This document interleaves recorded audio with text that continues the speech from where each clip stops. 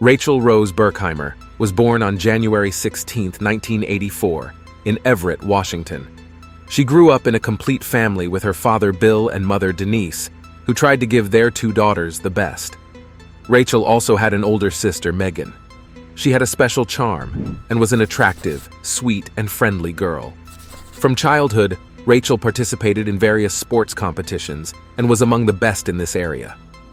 From a young age, she dreamed of becoming a veterinarian because she loved animals and always tried to help homeless cats and dogs. Rachel had many friends at school and was so popular that her father Bill even joked about being her personal secretary, as friends would call and leave messages for Rachel. When she was 16 or 17, Rachel attended high school.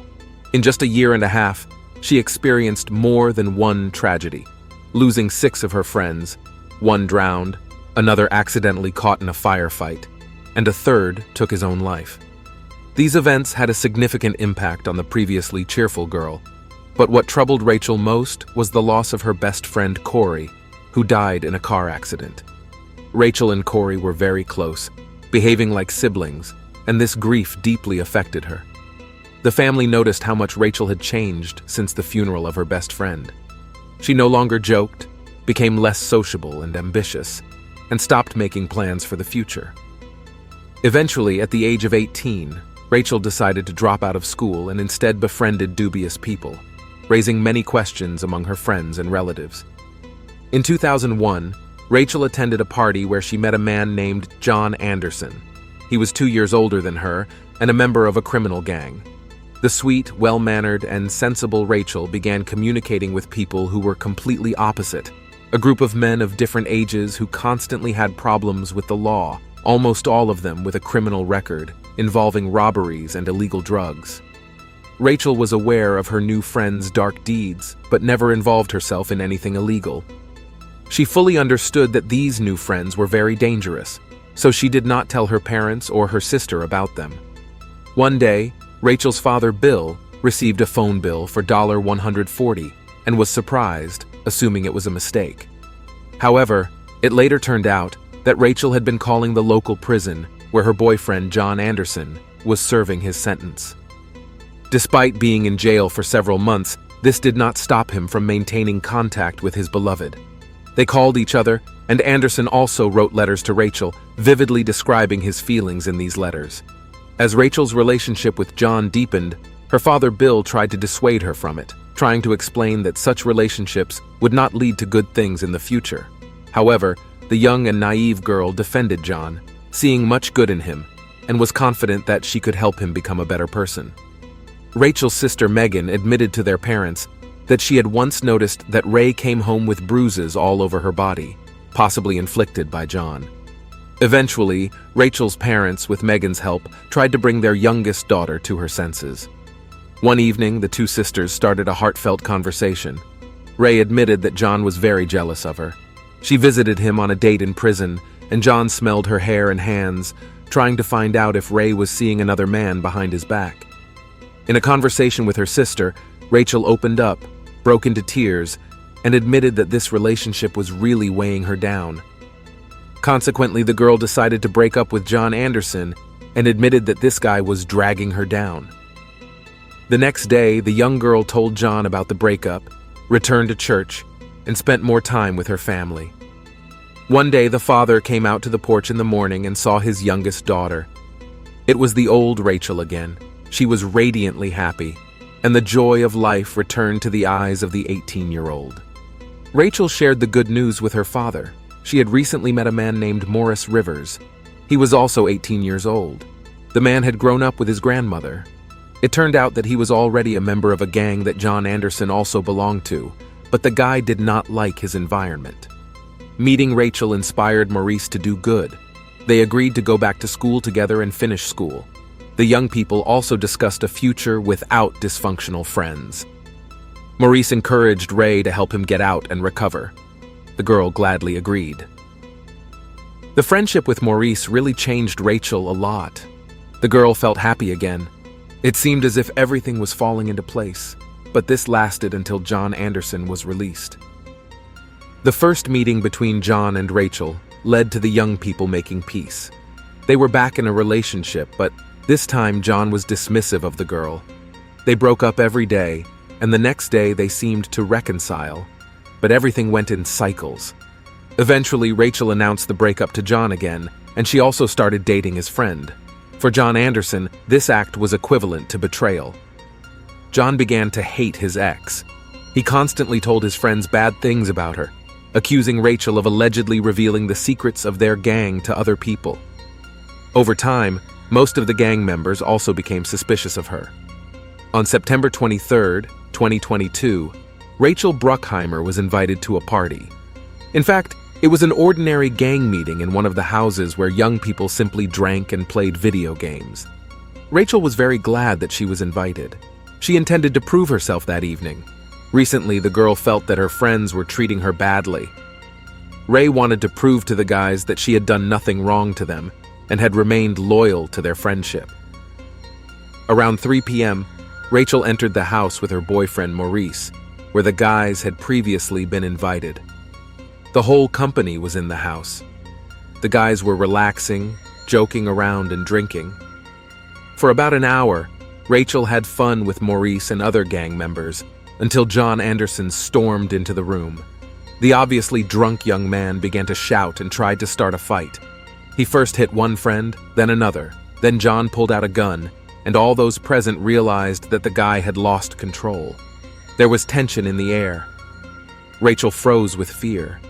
The girl knew John very well and knew how dangerous he was, so she tried to sneak unnoticed to the door. John immediately realized that Rachel was trying to escape. He grabbed his ex by the hair and threw her to the ground. Suddenly, Rachel heard the command, "Hit her!" The girl felt that literally everyone in the room was being attacked and began to kick her. One of the men even suggested turning up the radio to drown out the screams of the unfortunate victim. It turned out that it was a trap from the beginning. This party was carefully planned by John Anderson. The guy planned this attack even while in prison when Ray stopped answering his calls and letters. That made Anderson really angry. He persuaded his friend Maurice Rivers to ingratiate himself with his girlfriend. John instructed Maurice to befriend Rachel to influence his ex through a friend. Rachel trusted Maurice completely and considered him her friend, so the girl was not afraid to be in bad company where her ex was. It turned out that all the guys had been friends for a long time. Maurice had even been in a cell with Anderson for a while. Maurice was also friends with Nathan, one of the gang members, in school, and was the ward of the 32-year-old Yusuf Jihad, who turned out to be the owner of the house. Yusuf was also the leader of the entire criminal group. In addition to these people, there were also the 22-year-old Jeffrey Bart and the 20-year-old in the house. In total, there were also 8 men in the house, and they all beat Rachel as she pleaded for mercy. After the gang finished beating the victim, the young men tied her legs and arms and covered her mouth with duct tape so that none of the neighbors could hear the girl's screams. Then the young men carried Rachel, tied up, into the garage. The fact is that the criminals did not know what to do next. The plan was implemented, and now it was necessary to develop further measures. Rachel lay tied up in the garage for about 5 hours. All this time, the criminals continued to drink, had fun, and thought about what to do with their friend. Someone suggested demanding a ransom for Rachel, claiming that her father had money and would definitely want to save his beloved daughter. Someone suggested a gang rape, but each version turned out to be unsuccessful. The gang members could not agree on a common opinion, and therefore continued to discuss the future fate of their friend relaxedly. At 9 p.m., a girl entered the garage. It was Yusuf's girlfriend, Trissa Connor. She had just returned home and found Rachel tied up in the garage. Trissa sneaked into the house.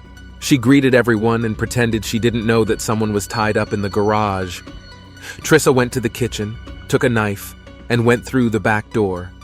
The girl ran into the garage and tried to free the tied-up Rachel, but it turned out that some of the men had followed her. Several men also entered the garage and saw how Trissa was trying to free her captive. Trissa started shouting at her girlfriends. She demanded that they take Rachel away from here right away. Just get her out of the house, otherwise the girl threatened to call the police. The guys obeyed. While part of the gang continued to relax in the house, other young men took a black sports bag, put Rachel in it, closed the zipper, stored the bag in the trunk, and drove off. The criminals drove aimlessly through the city, trying to decide what to do with their friend who was tied up in the trunk. Someone suggested that Rachel might have already learned her lesson, claiming she would no longer reveal the gang's secrets to strangers and should be released. They considered getting a hotel room to wait until Rachel's wounds from the beating healed and then simply letting her go. However, that did not happen. Eventually, the gang realized that John Anderson, who had been the instigator of the entire plot from the beginning, was not there, and it was John who needed to decide what should happen to Rachel and what her future would be. Around 11 p.m., the young men parked near a mountain path. They took the bag with Rachel out of the car and left Maurice to guard the victim while they went into the house to fetch John Anderson. While Maurice and Rachel were alone, a conversation took place between them. Maurice opened the zipper of the bag, sat next to her, and began to reassure his friend. He told her that her parents would pay as much money as necessary. Ray felt in trouble and feared that they intended to do something terrible to her. She pleaded with Maurice not to let her drown. Maurice sat nearby, waiting for the rest of the gang. The conversation lasted several minutes, then Maurice zipped up his bag and walked away from her. He sat down nearby and began waiting for his friends. Meanwhile, the car drove up to the house where the party was held. The young men called John Anderson, the guy who had been smoking a cigarette, went into the garage. He took several shovels and a pickaxe, got into the car, and the young men drove back towards the mountain path. When everyone arrived, John Anderson and John Whitaker began digging a hole. Maurice stayed near the car, and Anderson got annoyed why Rivas wasn't helping them dig. At some point, Rachel began to cry and noises were heard from the bag. Angry, John Anderson approached his ex-girlfriend and hit her as hard as he could with a shovel to silence her. After some time, Anderson opened the bag, freed Ray, and ordered John Whitaker to strip his ex. But Rachel said no, she would strip off all her clothes herself. Along with her belongings, Rachel was instructed to also lay down all her jewelry. The girl begged to keep the ring on her finger, a gift from her best friend who had died in a car accident. If she had to die, she wanted to die with her dear gift, but John did not allow her to do so. Rachel obeyed the order and removed her jewelry. Afterward, the girl fell to the ground and began to pray. John looked at his ex sarcastically and commented that it was unnecessary because she would be there soon anyway. John Anderson ordered Rachel Rose to lie face down in the grave he had personally dug for her. Rachel did exactly that and did not stop praying. Anderson pulled out a gun and began shooting Rachel Rose Burkheimer in the head and back. After the entire loaded arsenal had been emptied, the girl was cynically buried. On the way home, the young men swore an oath to each other that none of those present had the right to tell anyone about the events that had just happened. Otherwise, the one who betrayed them would end up in the unfortunate Rachel's place. Anderson disposed of the weapon by throwing it into a nearby pond. The young men put the deceased girl's clothes and jewelry into a pillowcase and planned to burn them. 2 days later, Bill and Denise began to worry about their daughter. Previously, the girl could afford to stay away from home for several days but always stayed in contact with them, which was not the case this time. The next morning, the parents of the missing girl contacted the police. Officers immediately organized a search for the missing person. Posters about Rachel's disappearance were hung all over the city and were also reported on local television. Just a day later, interesting information surfaced. The mother of one of the gang members, 22-year-old Geoffrey BTO, called the police. The woman knew very well that Rachel was friends with her son and his friends. She said that the boys often drove Matthew Dorham's Jeep, and perhaps information about the Jeep would help the investigation find the missing girl. The 17-year-old Matthew Dorham was immediately called in for questioning.